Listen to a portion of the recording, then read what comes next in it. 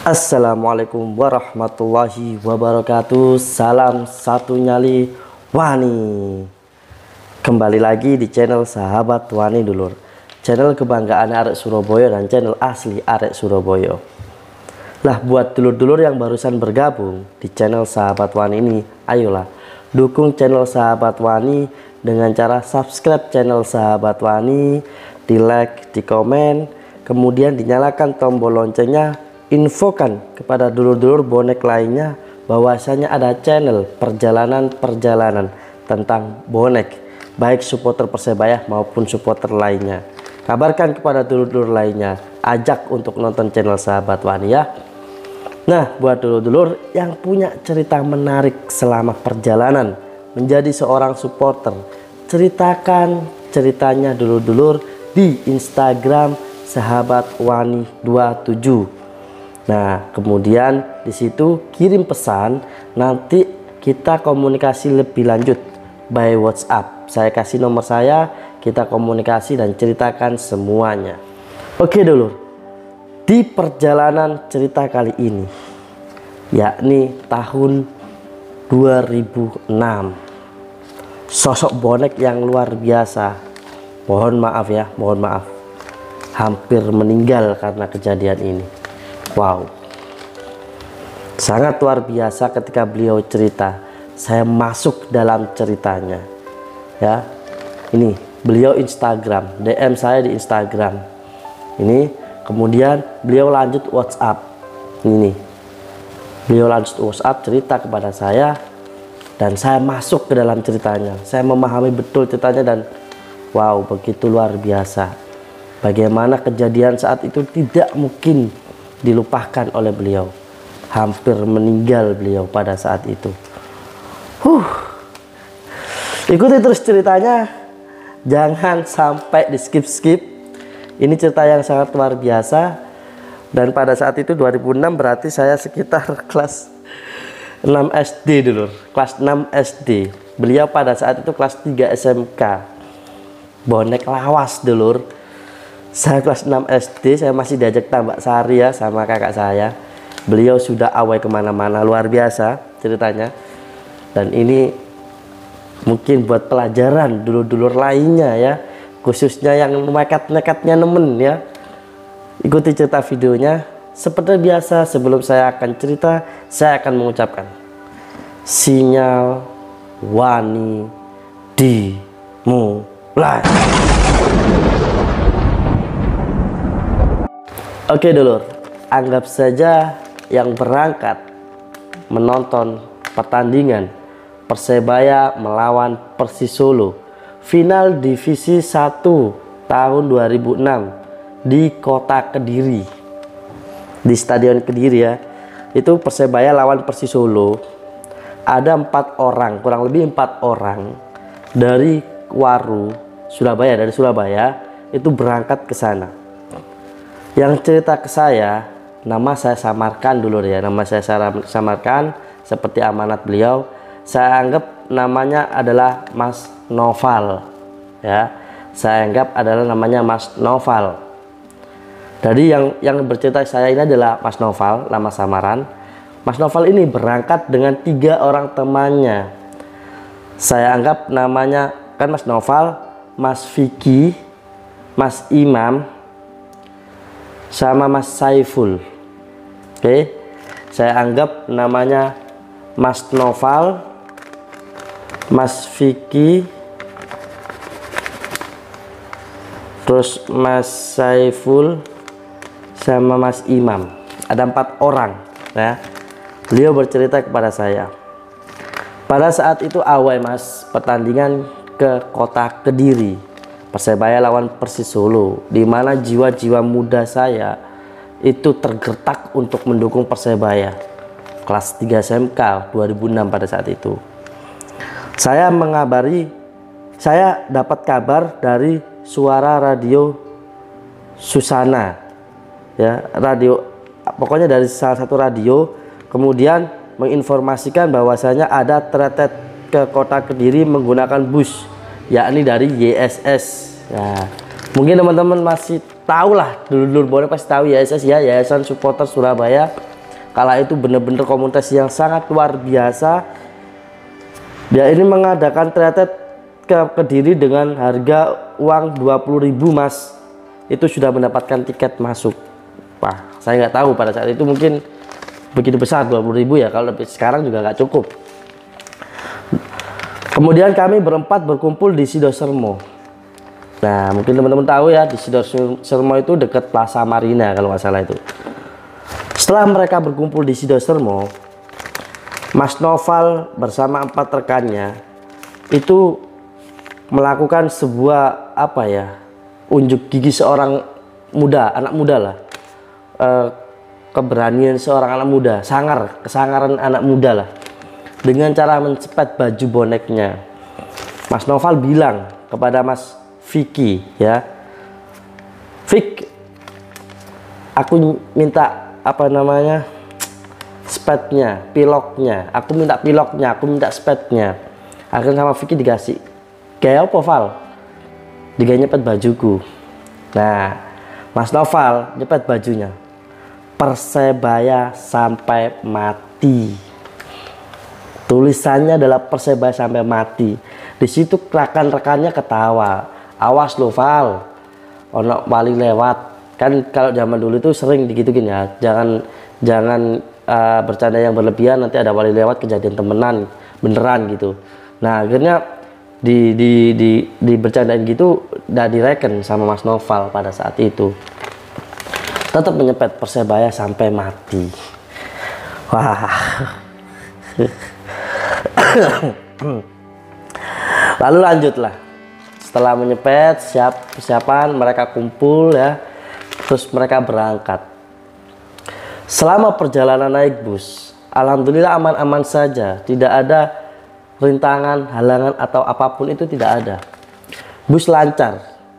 Terus perjalanan sampai di kota Kediri, bus itu lancar, tidak ada kendala. Sampailah di dalam stadion. Mas Noval, Mas Vicky, Mas Imam, dan Mas Saiful itu masuk ke dalam stadion, 4 orang ini. Nah, salah satu teman Mas Noval ya, itu bilang, Mas Vicky ini bilang, ojo, jangan ke tribun dulu. Saya mau menempatkan buaya, boneka buaya. Kalau dulur-dulur tahu, mungkin dulur-dulur yang sudah lama bonek di zaman tahun sebelum divakumkan Persebaya, masih sering kali kita lihat pertandingan ketika Persebaya bermain di Tambak Sari khususnya ya. Bahkan di Gelora Bung Tomo saya sempat lihat kok itu. Ada boneka buaya yang ditaruh di pinggir gawang ya, dijejer-jejer gitu. Tapi yang saya pahami sekarang sudah ada peraturan dari entah dari FIFA-nya, entah dari PSSI-nya, bahwasanya nggak boleh boneka ditaruh di samping gawang. Nah, itu. Nah, setelah menaruh boneka itu tadi, Mas Noval bersama salah satu temannya, Mas, nggak disebutin ya ini, entah Mas Imam, entah Mas Saiful, itu beda tribun. Jadi 2 orang pisah, beda tribun. Nah, tak anggap saja Mas Noval sama Mas Vicky ya. Mas Noval sama Mas Vicky ini beda tribun. Ya. Imam sama Saiful ini satu tribun.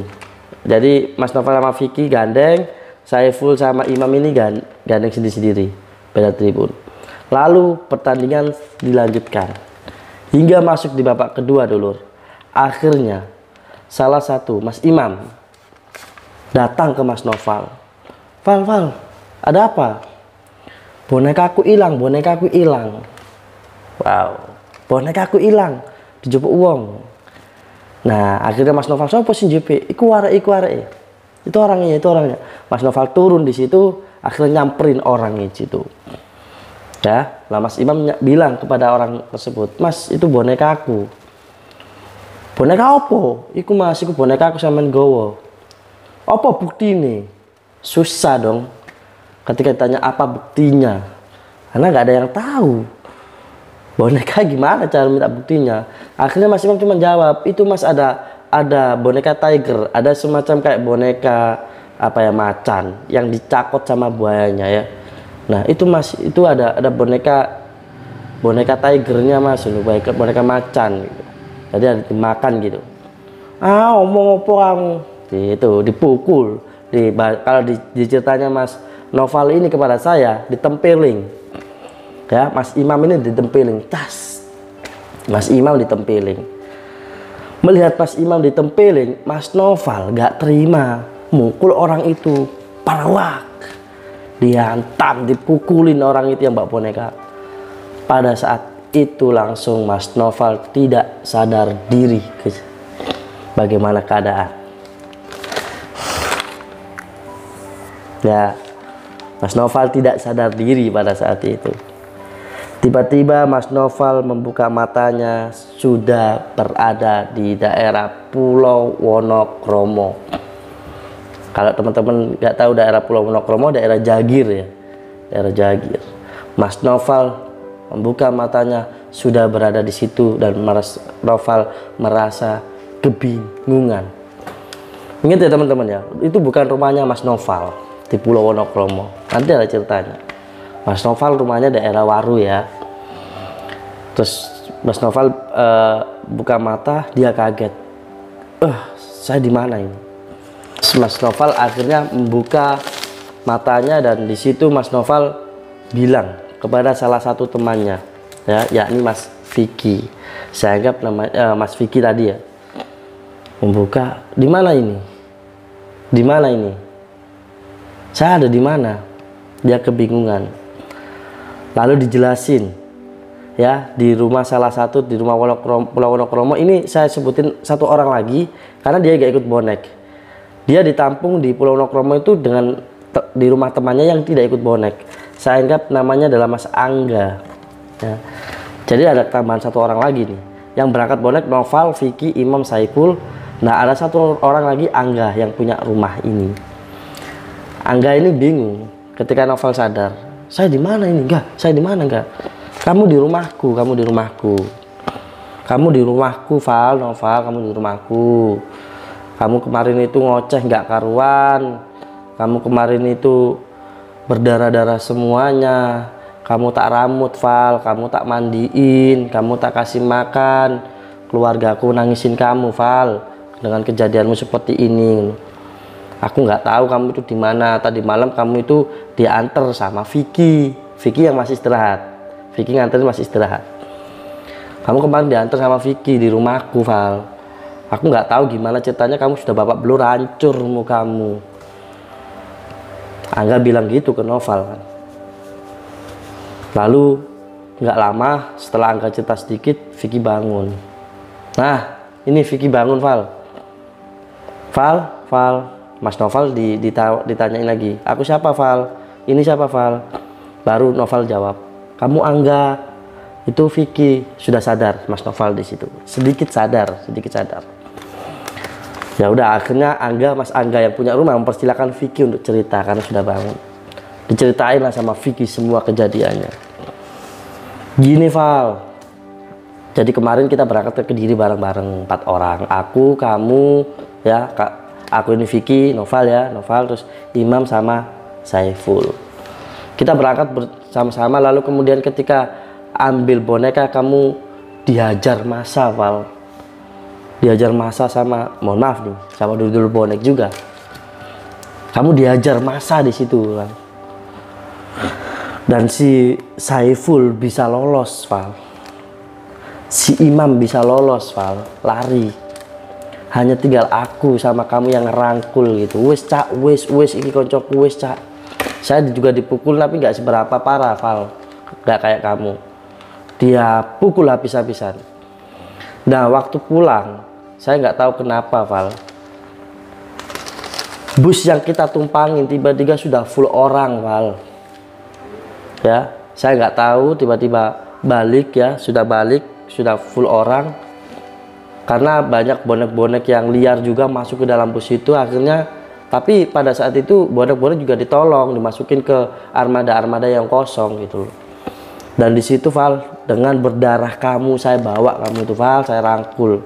Vicky bilang gitu ke Noval. Noval mulai memahami ceritanya, Mas Noval mulai memahami ceritanya. Kamu tak bawa, Val, di naik bus itu. Terus saya bilang ke sopirnya, Pak, saya turunkan di Pulau Wonokromo ya Pak. Selama perjalanan saya ceritakan kejadianmu ke supirnya Val. Untung kamu masih darah terus mengalir pelan-pelan Val, kamu Val. Sampai di Pulau Wonokromo saya turun. Ada salah satu teman saya Val, Vicky bilang ke Mas Noval ya, tak minta tolong nggak mau, takut dimarahi orang tuanya. Maksudnya minta buat istirahat gitu loh, buat istirahatin kamu, nggak takut dimarahi orang tuanya. Akhirnya aku minta tolong Angga ini Val, Mas Angga yang punya rumah ya teman-teman ya. Jadi Mas Vicky nolongin Mas Noval ke Mas Angga ini. Alhamdulillah diterima sama Angga Val gitu. Dan setelah saya serahkan ke Angga, saya tertidur Val. Kata Mas Vicky tertidur.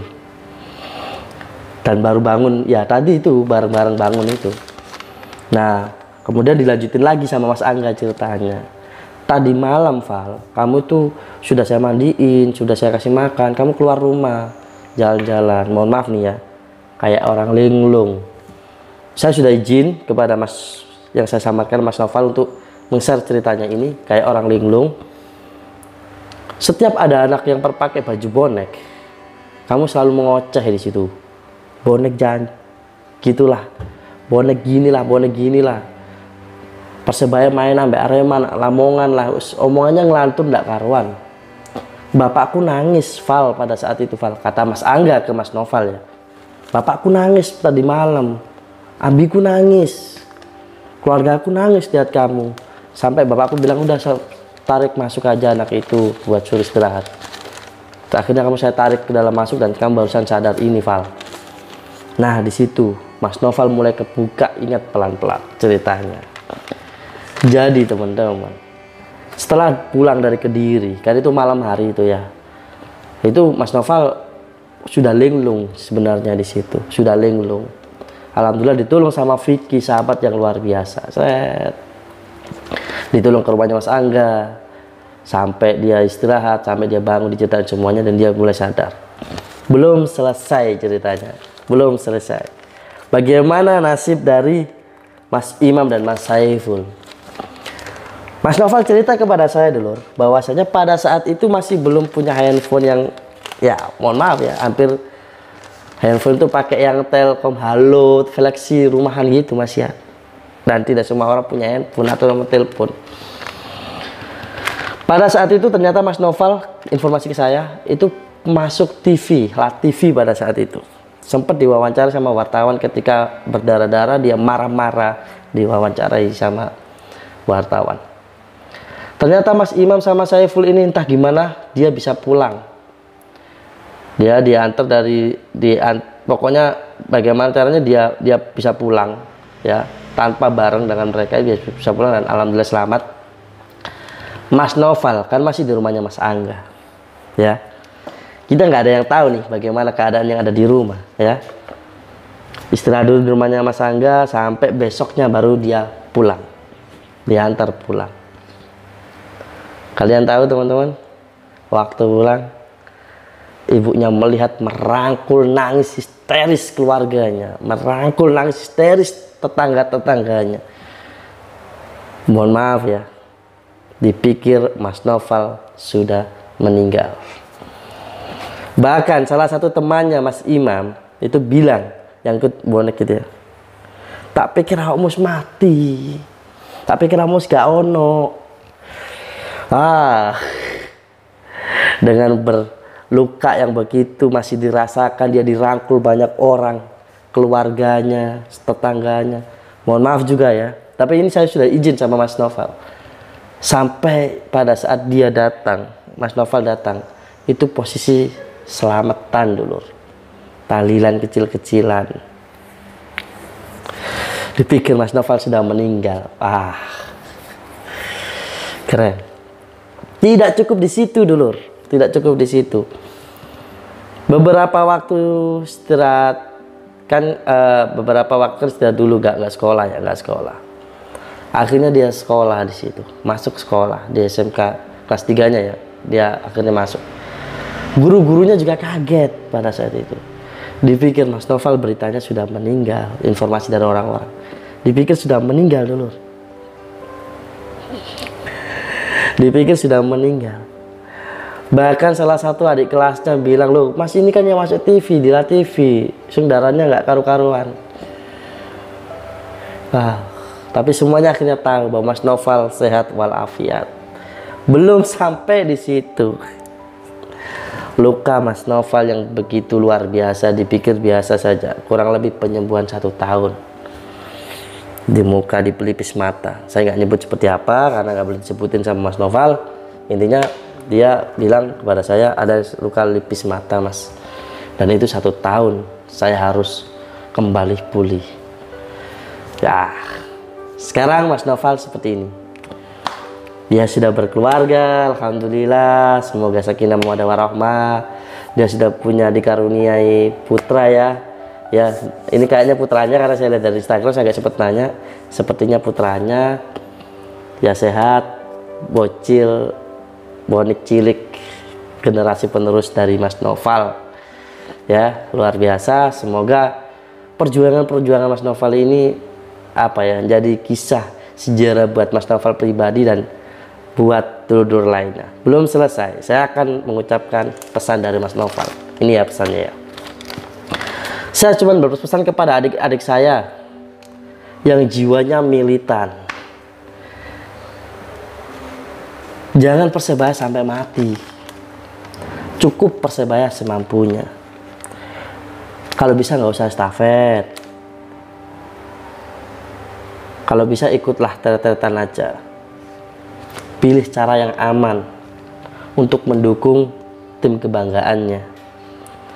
Karena kalau ada apa-apa terjadi pada diri kita ketika mendukung Persebaya, kembali lagi tetap keluarga yang bakalan peduli.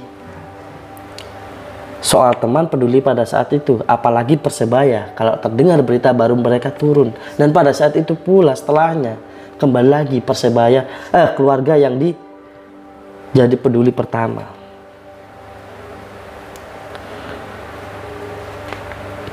Karena saya benar-benar merasakan, mengalami luka di seluruh wajah saya hampir setahun karena insiden tersebut.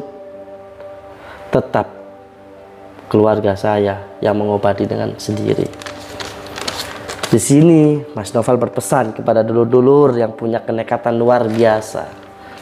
Tidak melarang, tidak, tapi kalau bisa jaga dukungan dengan yang namanya keselamatan. Sekarang sudah banyak dulur-dulur yang luar biasa. Awai, oke, awai. Tapi yang cari yang aman. Sudah tidak seperti dulu, ingat. Bonek sudah berubah. Banyak saudara-saudara kita yang awalnya adalah menjadi musuh, gap buat kita, sekarang menjadi dulur. Nah, pesan dari Mas Noval adalah bangga dengan adik-adik nekat yang sekarang luar biasa itu, bangga. Tapi tolong dihargai keselamatannya, dihargai keluarganya di rumah, apapun itu ya. Dan dia juga berpesan bahwasanya cintailah Persebaya semampunya ya. Kalau bisa ya didukung, kalau nggak bisa ya udah di rumah aja, didukung dengan doa. Saya juga selalu mengatakan seperti itu. Kalau kamu nggak punya ketekanan nyali, ya udah jangan dipaksakan. Kalau kamu nggak punya kemampuan, ya jangan merasa mampu, itu jangan dipaksakan. Bahkan di dalam agama apapun, wais, kayak orang Islam ataupun agama lain ya, selalu mengajarkan bahwasanya yang memaksakan itu hal tidaklah baik, adalah perbuatan setan. Dan buat dulur, wah ini cerita yang sangat luar biasa, dan alhamdulillah Mas Noval ya, yang saya sebut nama samarnya Mas Noval, terus Mas Imam, Mas Vicky, Mas Saiful, semua alhamdulillah sehat. Dan Mas Noval sekarang bekerja di salah satu keamanan, saya nggak tahu di kota Surabaya atau di mana. Yang pasti dia berbagi cerita tentang sampai apa yang saya rasakan dulu menjadi seperti apa yang saya rasakan. Saya tidak begitu paham tentang beritanya Persebaya menang atau kalah pada saat itu ya. Saya lebih memperdalam ceritanya, ini loh luar biasa, keren. Bagaimana kalau menimpa saya? Wah. Oke. Cukup di sini cerita dari saya. Semoga dapat hikmahnya. Ketika dia berangkat, dihajar masa, dia linglung, dia pulang, yang dipikir sudah meninggal, kemudian keluarganya menangisi, dan alhamdulillah semua selamat. Wah. Ini bukan hanya bonek, saya bilang ini nyawanya 2 kalau bisa bilang. Wah, oke, itu saja dapat saya sampaikan, saya ceritakan. Buat dulur yang punya cerita, jangan lupa ceritakan di Instagram Sahabat Wani 27 ya, di DM atau dilihat, diikutilah paling tidak Instagram Sahabat Wani 27, ada banyak video-video tentang Persebaya. Oke, sampai jumpa di video selanjutnya. Seperti biasa saya akan mengakhirinya. Sinyal Wani di akhiri. Oke, sampai jumpa di video selanjutnya dulu. Jangan lupa ya di subscribe, ikuti terus channel Sahabat Wani, jaga kesehatan selalu, semoga lancar rezekinya. Oke, sampai jumpa di video-video selanjutnya di channel Sahabat Wani. Ikuti terus perkembangan channel Sahabat Wani dulur. Ikuti terus videonya sampai awal hingga akhir agar tahu ceritanya, sehingga tidak bisa menimbulkan kesimpulan-kesimpulan yang secara sepihak. Biar tahu ceritanya, tonton awal sampai akhir. Saya banyak lihat komen-komen yang ngawur lah, tidak mengarah dari ceritanya. Karena apa? Tidak mendengarkan ceritanya dari awal sampai akhir. Oke, jaga kesehatan selalu, semoga lancar rezekinya. Wassalamualaikum warahmatullahi wabarakatuh. Salam satu nyali Wani.